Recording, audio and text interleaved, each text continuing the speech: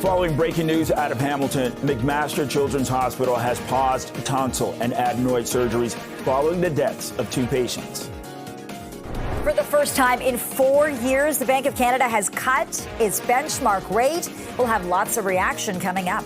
And time's running out for the TTC and the union for its workers to reach a deal. Toronto residents are bracing for a potential transit strike. Good afternoon and welcome to CP24 Live at Noon. I'm Lena Latifat. And I'm Bakari Savage.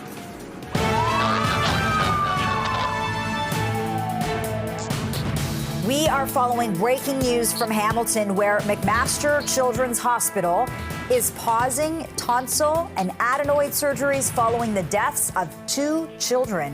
Hamilton Health Sciences says 1 child died the day following their surgery and the other passed away 9 days after the procedure. 1 death happened in May while the other happened this month. A spokesperson says there is no apparent connection between the cases, but the hospital is suspending tonsil and adenoid surgeries out of an abundance of caution. An independent review will also be carried out. No cause of death has been released in either case just yet. Keep it here on CP24 as we keep a close eye on this breaking news.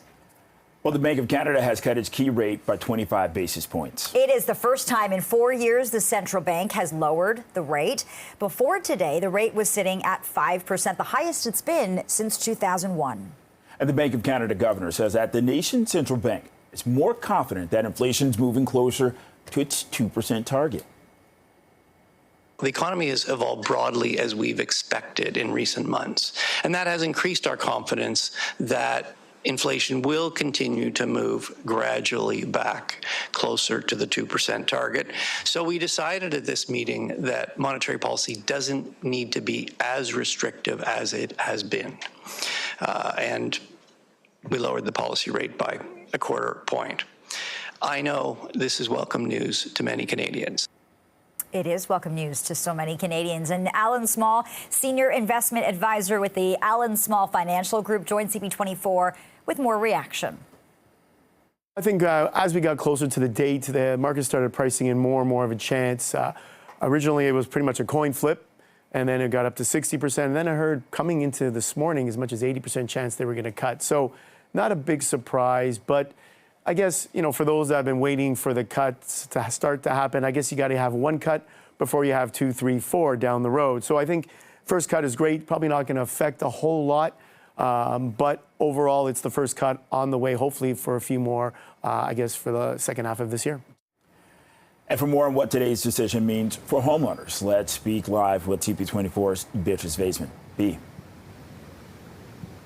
Bakari, for people who have a variable rate mortgage, I think it spells the first sign of maybe a little bit of relief on the way. Of course, variable rate mortgage holders, they've really been feeling the pinch over the course of the last several years as the interest rate and prime rate has been climbing. And so as you talked about, this is the first time since 2020 that we are seeing an interest rate cut from the Bank of Canada. For those on a fixed rate, today's announcement does not mean much right now, but the reality is in the next about a year and a half, the stat was about 75% of Canadians are going to have to renew their mortgage. And so if you're going from a 1.79 or 1.9 fixed rate mortgage to a variable, to another rate that's upon renewal that's going to be quite a bit higher, you're certainly thinking ahead about it. So people taking this as maybe just a little sign of hope. Though one gentleman that I've been talking to, who you're about to hear from, tells me he's in the process of actually selling his home, downsizing to a condo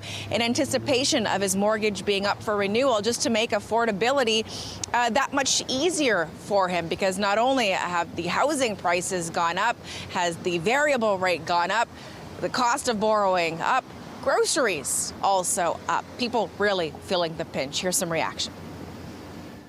But it's close to probably 30 or 40% increase in our mortgage payments over the course of the last little while. We also are in a fortunate position to have an investment property, and that's also greatly affected that. So it's definitely changed changed the life and definitely impacted how we sort of operate day to day. We have a couple investment properties. Those obviously are harder to keep at the current rental rates. We have a house downtown Toronto. We did renovations on. Certainly there's a cost increase. Like, we had to cut back our extra spending. But like I said, we could easily make it through, or we can make it through. Other people have a harder time. I got a mortgage in 2016, and I'm going to renew it next year. It's 1.97 so far. But next year, I'm afraid that it's going to change to probably 5% or something. I'm a little bit scared. I'm actually selling my house right now. So he's got the foresight just to alleviate some of the financial pressure. But again, today's first cut, for the first one since 2020, spelling a little bit of hope for many people who are going to be in that very same position with mortgage renewals coming up quickly. Back to you. All right, Beatrice Faisman reporting live. Thanks so much, Beatrice. Well, May home sales in the GTA continued at low levels. That is according to the Toronto Regional Real Estate Board. Yeah, TREP says that there were nearly 9,000 fewer sales last month compared to May of 2023. That's a 22% decline. The average selling price was also down by 2.5% to $1.16 million. TREP says that buyers benefited from less competition in the market, while many people continue to wait on the sidelines for mortgage rate relief. When you see higher borrowing costs, something has to give to sort of mitigate that impact. And what we've seen is more choice in the market. So buyers who have been active out there in the GTA marketplace have had more negotiating power. So we're actually seeing prices a little bit lower than what we saw this time last year. And while sales and prices were down last month, new listings jumped more than 21%. Well, the union representing thousands of key TTC workers and the city remain in talks to get a deal done before Friday's deadline, but the clock is ticking. Our Courtney Hills has more from Christie Station. Courtney. Good afternoon, Bakari and Lena. And so many people are watching these negotiations really, really closely because there's a huge impact here. There could be thousands of people waiting to try and figure out how they will get to work, how they will get to school. That's if these TTC workers walk off the job on Friday, if there is no deal. So where we are, we're Christie. This is a really popular station. There's the subway, people getting on the bus. I've had a chance to speak with many of them who tell me they are concerned. They're nervous. They rely on transit every single day. As it stands right now, these two sides are still talking. Both sides hopeful they'll be able to reach a deal, but if that doesn't happen, the union representing these workers says they will walk. I'll let you hear from some transit riders who I talked to earlier today about the impact here of this potential strike. How would it affect you if there is a strike? Well, it will be actually affect me. I was even thinking that I would sleep over at my boyfriend's because he lives close by, so maybe he can drive me. Yeah. Because I actually live in Shepherd and Yonge, so that means I have to take the whole line onto Kipling Station, so it will be affecting me a lot. How will it affect you? What would you do if the TTC goes on strike? I'd probably get up a little earlier and start walking. I'll lose work. Really? Yeah, because I come from the West End. You'd have no other alternatives? Nope. Nope. Are you nervous? Yes, very much so. So obviously a lot of people on edge here. For those looking to already make some plans for Friday, if there is a strike here, we reached out to Beck Taxi. They're telling us they are going to be operating at full capacity to do what they can for those who need to travel on Friday. They'll try their best to maintain service levels, but they can't guarantee wait times. They also say they won't be using any surge pricing. As for Uber, also in touch with them because, there is this question, how are they going to deal with the demand here? They say it's not reasonable to expect Uber to fill this massive gap that would be left if there is a transit strike, but saying they would be capping their surge pricing, also offering incentives to drivers to increase the availability of trips. So really, guys, we're just waiting at this point. We are in touch with the union representing these workers. We're in touch with the TTC, both sides telling us they're still at the table. But the last we heard from the union, they say they're not making progress in some of the sticking points like job security, benefits, and wages. And if they can't reach a deal, they say they are prepared to walk. Over to you.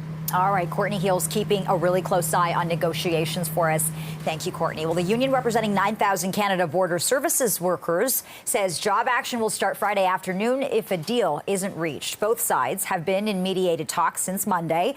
Ottawa says it's optimistic an agreement can be reached that is both fair and reasonable to taxpayers and the workers. The CBSA says workers want pay parity with other law enforcement agencies, and the job action that would begin at 4 o'clock o'clock Friday afternoon. While most workers have been declared essential and can't abandon their jobs, work to rule action could trigger delays at border crossings and airports all over the country. Well, the Mississauga mayoral by-election is going to be held this coming Monday. CP24 Breakfast is sitting down one-on-one with the leading candidates in the lead up to voting day. Today, we had a chance to speak to Carolyn Parrish, and she addressed not participating in most of the debates. I've had some controversial issues in my past. I've been threatened with all kinds of physical damage and all the rest of it. I wasn't concerned about myself so much. I'm quite used to it. But I was concerned about the threats against the staff on my campaign. So I just decided I would spend the time meeting and greeting. I've had probably 40 or 50 large group meetings, and just wanted to protect the integrity of the campaign. And tomorrow, candidate George Tavares will join CP24 Breakfast, followed by Alvin Tedjo on Friday. Voters head to the poll on Monday. Tune in Monday night at 8 o'clock for CP24's special coverage of the Mississauga mayoral by-election.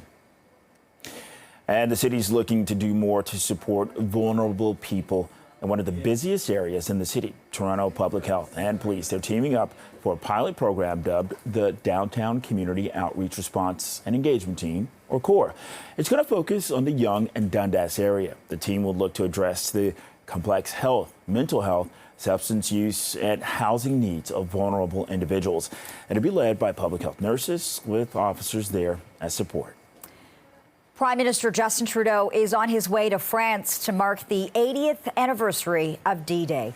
Trudeau is set to attend a Canadian ceremony at Juno Beach tomorrow to honor the Canadians who died when Allied forces stormed the beaches of Normandy on June 6, 1944. He will also attend an international commemoration at nearby Omaha Beach. Canada's delegation to Normandy also includes 13 Second World War veterans, the oldest of whom is 104. This year's commemoration will likely be among the last to have Second World War vets in attendance, as the youngest of them are now in their late 90s.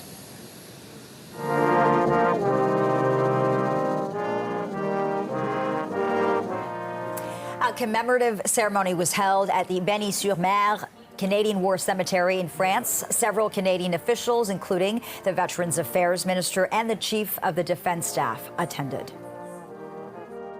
Through rough waters, beach obstacles, barbed wire mines, and heavy enemy gunfire, the Canadians stormed ashore at Juno Beach, determined to accomplish their mission: to help secure an Allied beachhead strong enough to withstand enemy counterattacks. U.S. President Joe Biden arrived in France today. Tomorrow, he'll visit the graves of American soldiers killed in Normandy. And on Friday, he'll speak at Pointe du Hoc. This is where U.S. Army Rangers scaled seaside cliffs to overcome Nazi defenses. Well, coming up next on CP24 Live at noon, we will talk to a financial literacy content creator about today's interest rate cut. We'll have more on that. It's coming up. Stay with us. Welcome back now to one of our top stories, and a story that everybody in this country is talking about for the first time in 4 years. It's been a while. The Bank of Canada has cut its benchmark rate. And for more on what this means, we're joined live by financial literacy content creator Nathan Kennedy. Nathan, it's great to have you on the program. You help so many young people as a financial influencer. Many people may recognize you from your social media posts. So it's good to have your perspective. Your reaction to this much anticipated cut? Well, you know what, I think, firstly, thank you for having me. I think it's quite interesting that Canada is moving in front of the United States and the UK with some of this decision. And I think in general that it's quite fantastic to see that, we're finally at that point where that inflation is a little bit less sticky. But I know that Tiff was saying that we kind of don't want to go too fast, so it explains the 0.25 cut there. And we'll see kind of how things go, but I think this is a great sign, especially for folks who who are younger, who are looking to get into the housing market and looking for those mortgage rates to drop a little bit. So overall, I think it's quite positive news. Yeah, and look, for so many months now, younger people in this country have been trying to enter the housing market. They've been trying to leave the rental market, and that certainly hasn't been possible because of these sky-high rates. What are you telling the younger demographic about how they can finally start to enter the market, become first-time homebuyers, Nathan? Well, I think I always talk about the importance of actually questioning why you want a home in the first place. I think a lot of folks, were told to get into a home in 2020 and 2021 when rates were near zero. And then, there's this thing called a variable rate mortgage that might occur. And so I feel like a lot of people didn't anticipate that sort of jump in their mortgage costs. And you're seeing these stories, these anecdotes around people, their mortgage payments going from $1,500 to $2,500, $3,000, et cetera. So doing the math up front to expect that, variable rate versus a fixed rate, what does that look like? But really making sure that you're in a good financial place to actually purchase a home, because a lot of times it's thought of as an investment, but there's certainly a lot of cases to be made that it's more of a consumption good. And so really have to ask yourself the questions around it, whether if it's a really financial purchase or is it a purchase for you and your family, and delineating between those two. If a millennial or a Gen Z is watching the show right now and thinking, I do want some tips on how to start saving up and investing my money, and I want to get to a point where I do own a home one day, what would you say to them, Nathan? I think there's a huge focus on side hustles and side income and things along those lines. But what I really try to focus on is doubling down on your career and picking a high income career is probably the best outcome for a lot of people. And if you can focus a lot of time, energy, and invest in yourself to earn more income over time, that is the sort of best antidote to getting to that, first home, second home, and building a financial stability. So as much as I love side hustles and everything like that, I think investing in yourself and your career pays much more dividends. And do you think today's announcement provides a little bit of hope to the younger people in this country? I certainly think so. And I mean, it's one of those things where it's when the rates come down, then the market's hotter. And when the rates are up, well, the mortgage affordability is lower. So you kind of have to pick your poison there. But in general, I think this is sort of positive to know that maybe, the economy will sort of stabilize a little bit. Things are a bit more predictable. And in that instance, you can make more plans for the future. I think it is a pretty good thing to see that inflation sort of calm down a bit and we're starting to move in that cut direction. Yeah, and the good news here is more rate cuts will likely be coming. Content creator, financial literacy content creator, Nathan Kennedy, good to be with you. Thanks for your perspective. Of course, thank you so much. And still with this story, Bank of Canada's first interest rate cut in 4 years. Right now, we're joined live by BNN Bloomberg's Andy Bell. Andy, analysts were expecting this. What else are they looking for from the Bank of Canada next? They are looking for more cuts. The TD Bank saying that usually the Bank of Canada, when they makes a move, follows up with a similar one shortly afterwards. So there's a widespread expectation we're going to get another reduction in July. It's good for homeowners who've got variable mortgages, if, of course, the big banks bring down their prime rates. Usually the variable rate mortgages are tied to the prime rate. Whether it'll do much, though, for new homeowners or would-be homeowners, that's the question. It could ignite another move up in home prices. That's happened before when people thought the Bank of Canada was going to cut interest rates. That pushed buyers into the market, trying to get ahead of the rush. So it's going to be, Mr. Trudeau, the Prime Minister, as you know, says, well, we can keep rates high, we can also, house prices high. We can also make it easier for new home buyers. Hard to see how he can square that contradiction.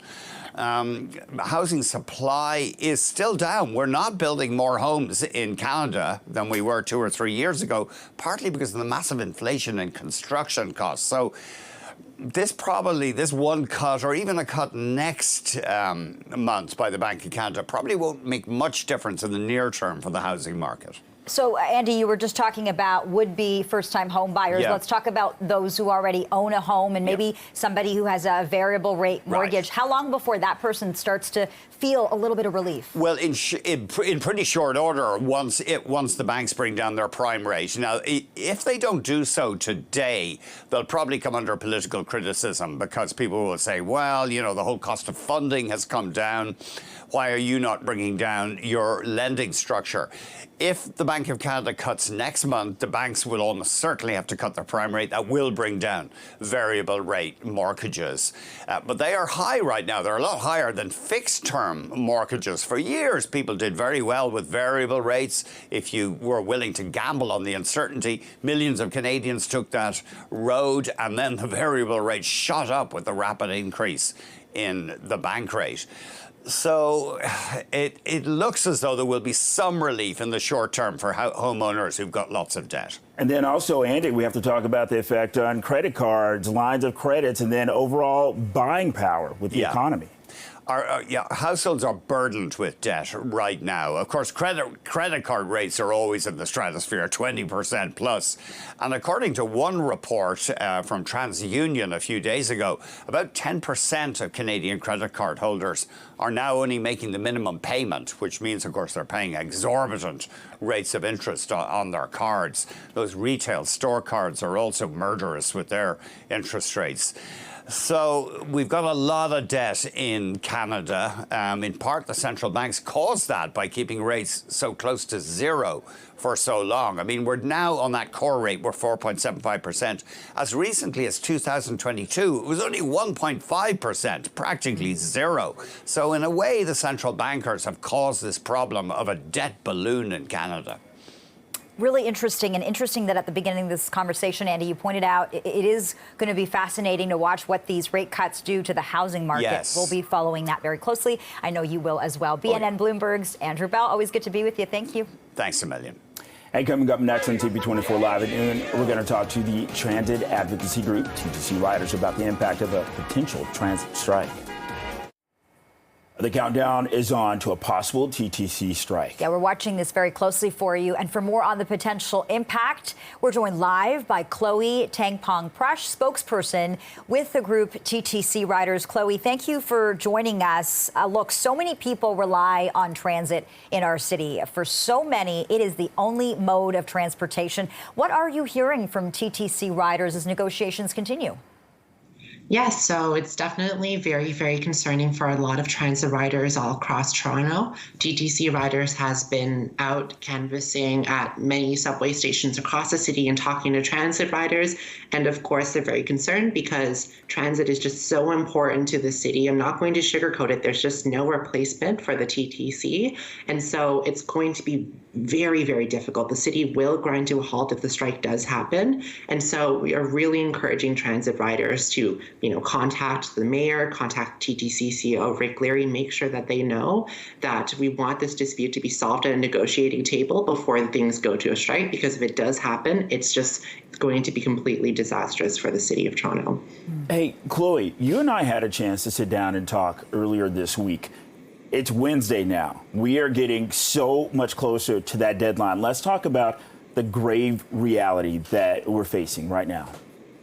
Yes, so it's not going to be easy, that's for sure. We're only a few hours away from the strike deadline. When that clock rolls over at midnight on Friday, 12:01 a.m. on Friday, transit service will not operate. The only thing that will operate is Wheel-Trans services, so that's no subways, no streetcars, no buses, not even shuttle buses. So it's definitely going to be very, very serious, and we haven't seen anything like this for many years in the city. So it's definitely very important that we, try to show our support and make sure that this issue is resolved at the negotiating table as soon as possible. Right, and in no way am I trying to sound like an alarmist, but we're talking about a potential full TTC shutdown. Subways, streetcars, buses, you described it as completely disastrous if there would be a strike. What then do you tell people who are relying on the TTC? What should they do in the event of a strike, Chloe? There are alternative transportation options that you could consider. So whether that's, carpooling with friends and family, or cycling, trying out Bike Share Toronto, or getting a taxi, for example. But a lot of times you might just have to reschedule or cancel your plans. It's just not going to be at all easy to get around the city, and people should be preparing for that contingency plan. I've talked with a lot of transit riders across the city, and I think it's still, settling in for a lot of them. They are still a bit in a bit of disbelief that such a thing could happen, that such a thing is only a few hours away if they don't if they don't reach an agreement. Hey, Chloe, let's talk about the effect that this is going to have on people's wallets. Let's say people have to pay more for alternative transportation, or they have to miss a shift at work. They're going to be missing money. Yeah, it's going to be, really, really disruptive. And so that's why we're encouraging riders to, contact the mayor and contact the TTC CEO, give them a call and tell them just how serious it's going to be for them. It's one of those times when you realize just how important the TTC really is for the city and for the functioning of the city.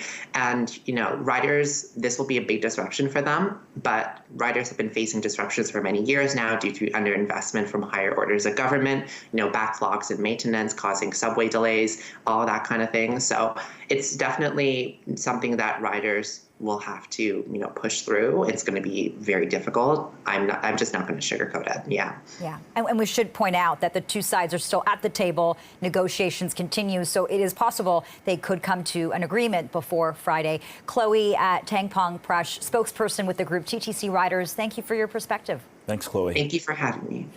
And coming up next on CP24 Live at noon, breaking news out of Hamilton that we continue to follow. McMaster Children's Hospital has paused tonsil and adenoid surgeries following the deaths of 2 patients.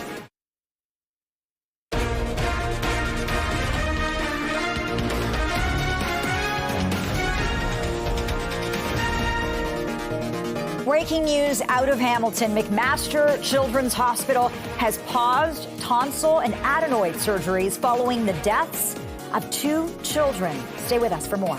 And for the first time in 4 years, the Bank of Canada has cut its benchmark rate. We're going to have reaction coming up. And time is running out for the TTC and union for its workers to reach a deal. Toronto residents are bracing for a potential transit strike, the first in more than a decade. Good afternoon and welcome to CP24 Live at noon. I'm Bakari Savage. And I'm Lena Latifat.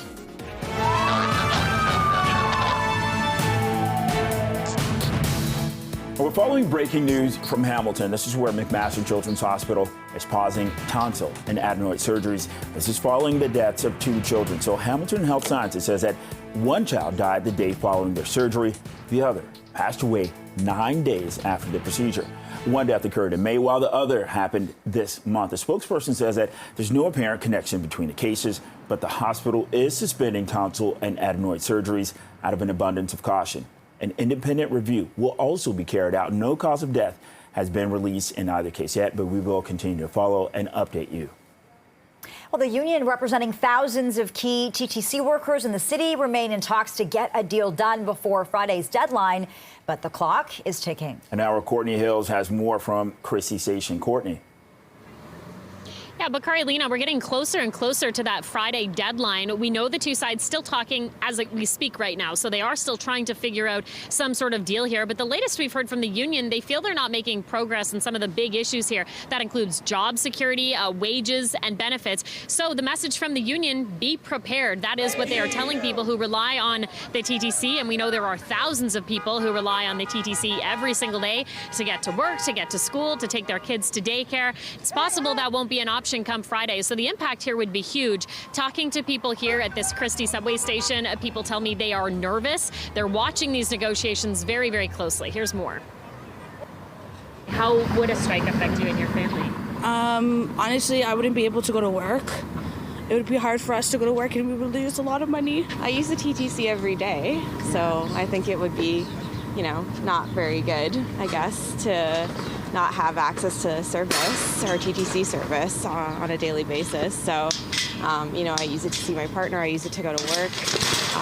So it would be difficult. I take TTC to work, so we'll have to obviously find alternative measures. But do you know what that would be? Could you walk? Could probably do GO Train or the app.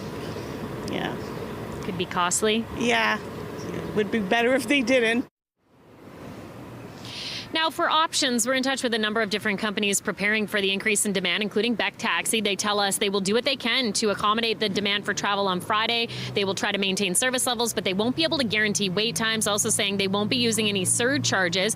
Uber telling us they will cap any surge pricing if there is a public transit stoppage. Also saying they'll offer incentives to drivers to increase the availability of trips, but also saying it's just not reasonable to expect Uber to fill the massive gap that would be left by this transit strike. I mean, everybody we're talking talking to today, guys, telling us they're really, really hoping that there will be a deal here. And that is a possibility because the two sides are still at the table. We're in touch with ATU Local 113. That is the union representing close to 12,000 workers. And we're in touch with the TTC. No updates just yet. Of course, as soon as we get one, we'll share that with you because we know a lot of people are watching, waiting to see if they will be on strike. Just a couple of days. Over to you. All right, Courtney Hales reporting live. Thank you, Courtney. Now for negotiations on a separate topic. The union representing 9,000 Canada Border Services workers says job action will start Friday afternoon if a deal isn't reached. Both sides have been in mediated talks since Monday. Ottawa says that it's optimistic an agreement can be reached that's both fair and reasonable to taxpayers and the workers. The CBSA says that workers want pay parity with other law enforcement agencies. The job action would begin at 4 o'clock Friday afternoon. While most workers have been declared essential and cannot abandon their jobs, work to rule action could trigger delays at border crossings and airports across the country. Well, the Bank of Canada has cut its key rate by 25 basis points, a collective sigh of relief across the country this morning. It's the first time in 4 years the central bank has lowered the rate. Before today, the rate was sitting at 5%, the highest it has been since 2001. The Bank of Canada Governor Tiff Macklem says the nation's central bank is more confident that inflation is moving closer to its 2% target. If the economy continues to evolve broadly as we expect, and we continue to see a broad easing in inflationary pressures, it is reasonable to expect further cuts in our policy rate. But, and I want to stress this, the timing of any further cuts is going to depend on incoming data. In particular, is going to depend on what those incoming data tell us about the most likely future path for inflation. Alan Small, Senior Investment Advisor with the Alan Small Financial Group, joined CP24 with more reaction to the rate cut. The biggest effect I think it's going to have, and we saw it right away, is in our dollar. Our dollar dropped below 73 cents right on the announcement. I don't know where it's trading right now, but it was around 72.85. So for me, that is something to keep an eye on, that manufacturing, because now if our dollar is a lot cheaper, whatever we're manufacturing, sending to the U.S. becomes a lot cheaper to buy from the U.S. standpoint, so they can buy more from us at a cheaper price. So it definitely will affect the economy over time. And the lower we go, the discrepancy between our rates and the U.S. rates, if that gets wider and wider, I think that could be something to keep an eye on, and something Bank of Canada will keep an eye on for sure. For more on what today's decision means for homeowners, let's go live to CP24's Beatrice Faisman. And I feel like anybody with a variable rate mortgage is jumping for joy this afternoon, Beatrice. Yeah, I mean, listen, a quarter of a percentage point is not going to make a huge difference, Lena, but certainly it's a sign of potentially things to come and more, relief in people's bank accounts to come in the next few months. People who have been on variable rate mortgages, they've been feeling the pinch for years now. Since 2020, it's slowly ticked up, and I know it hasn't felt like slowly. There were points where it was taking up a lot faster than people could A, want, or B, afford. And so hopefully this is a sign of things to come when it comes to relief. For those on fixed rate mortgages, today's announcement doesn't mean much right now, but it will mean something to them when their mortgage comes up for renewal and they've got to make a decision. Do they stick with fixed or they go with variable? And we know the stats show that in the next about year and a half, 3/4 of Canadians are going to be renewing their mortgages. So there's going to be some big decisions ahead. And so not only has the cost of borrowing money become more expensive, but the cost of, your car payments more expensive, food more expensive, everything, the cost of living has gone up. And so this has led to an affordability crisis. It's not just that homes are expensive and everything else has stayed status quo. People have really been struggling. So any relief is good news for homeowners, certainly, Lena, and prospective homeowners as well, who are hopeful that maybe they'll be able to get into the market at some point. Here's some reaction from some of the people we've been talking to here along Dundas West. Well, I think for many of us, cost of living pressure is tough. And whether you have a mortgage or whether you're renting, it's all been affected by that. And so every little bit counts. It just feels as though everything's a little bit on thin ice right now. So let's hope that this brings a little bit of relief and optimism. And let's hope that the next 6 months it gets even better. Huge win for us. But I would say there's probably a lot of other people that had a really rough ride that suffered harder. So it's going to be a big win for them. Personally, I feel with the current government, we're in a bit of a pickle. So I don't know. I think there's going to have to be massive changes in order for there to really see significant affordability in the housing market and in the market in general.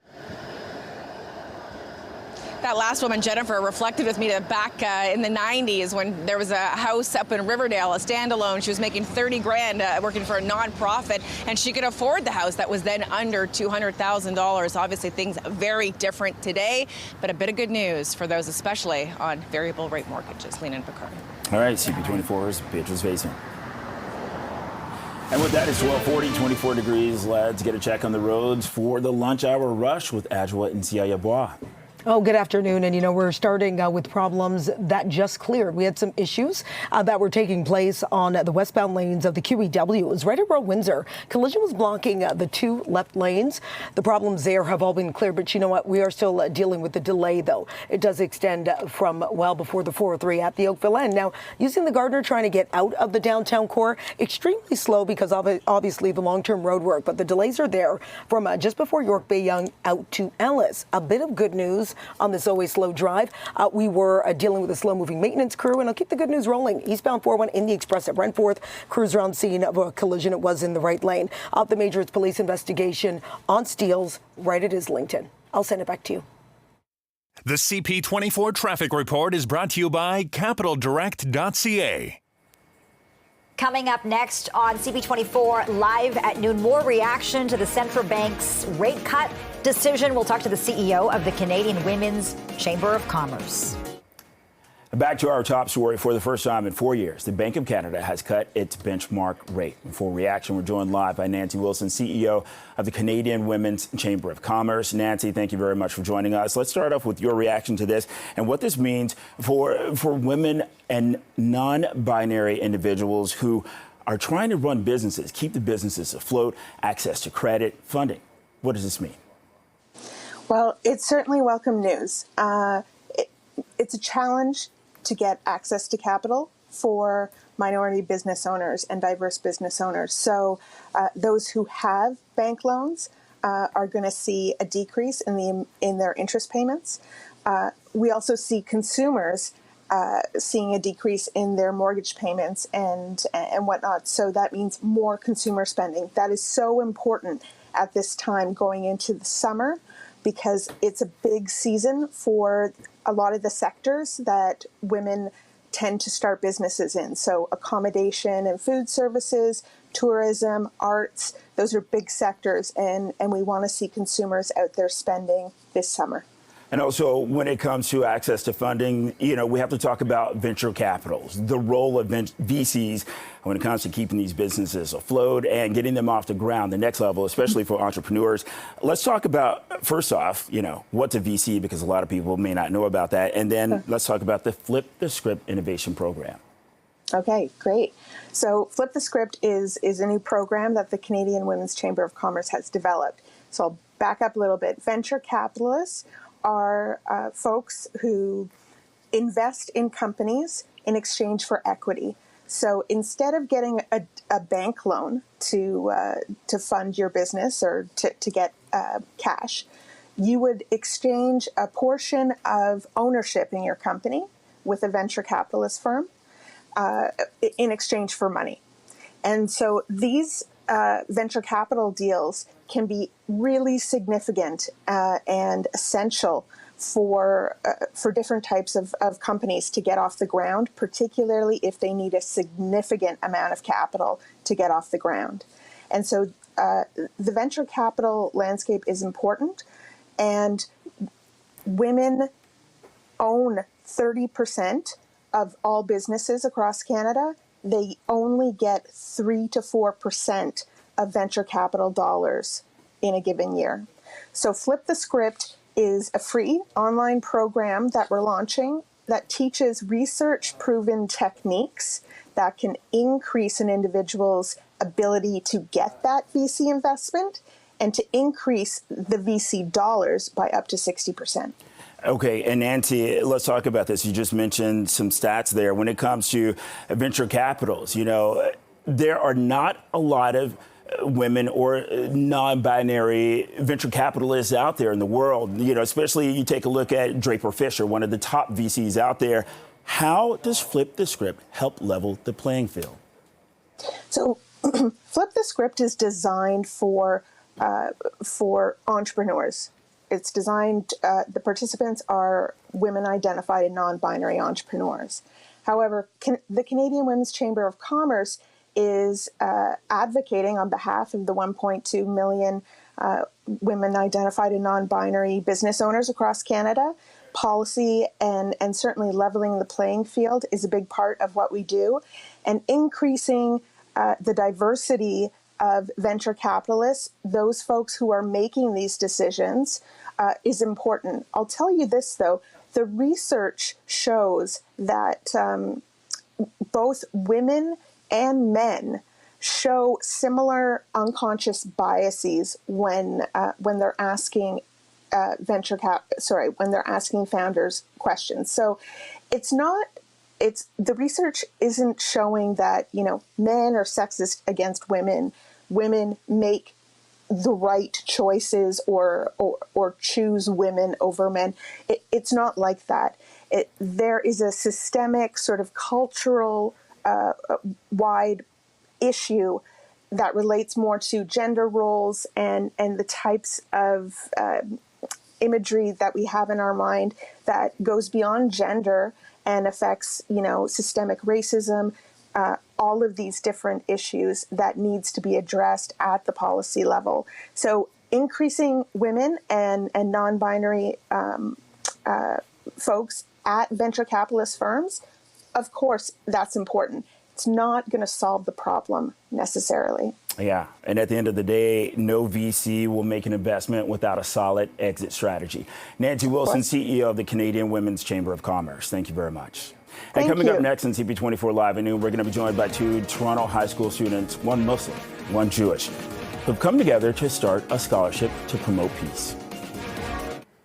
We've seen it everywhere. For months, tensions have been rising over the war in the Middle East. Emotions, they're running high as the humanitarian crisis in Gaza worsens and as calls for Israeli hostages to be returned go unheard. Anti-Semitism's rising, Islamophobia is rising, and the divisions, they're playing out in real time in all lives. And we want to tell you now about a story about two young people, though, who chose a really different path. They decided to come together in the face of unprecedented division.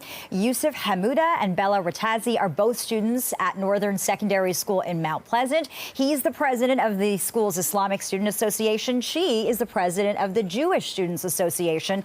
And together, they have founded a scholarship at their school to promote peace. Bella and Yusuf join us live in studio to talk more about their vision. It is so good to sit down with the two of you. Look, let's talk about that division, because we are seeing it everywhere, in workplaces, in politics, and in schools, but not at your school, because you guys had a different idea about where you wanted to go. Tell us what's been happening.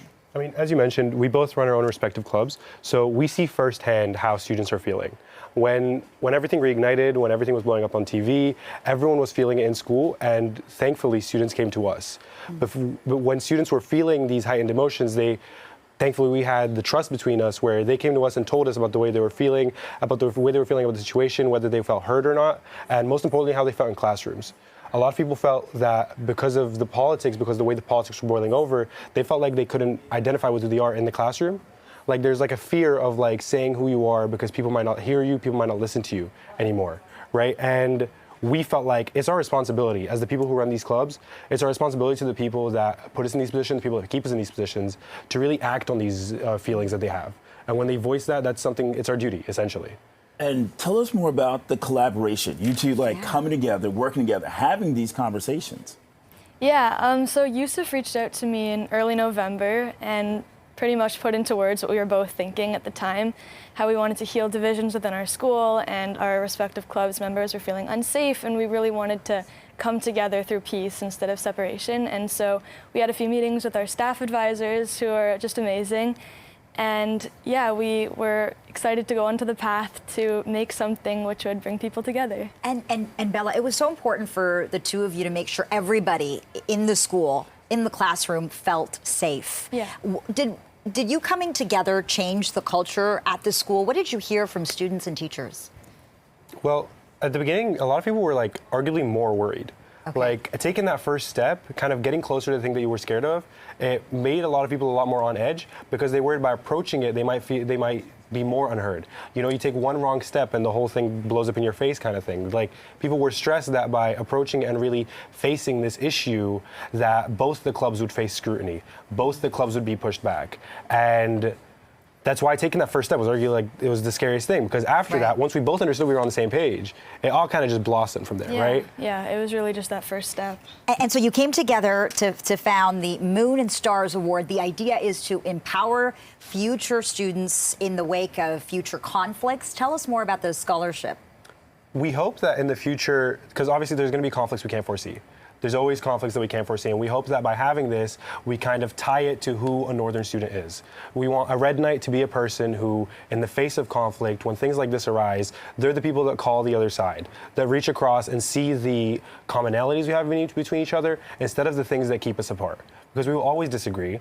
We always disagree at different scales, but the important thing is that we hope a Northern Red Knight is the person that reaches across the aisle, and we want to reward those people that do so. And we have 30 seconds left. What did you two learn, and what do you think other people can learn?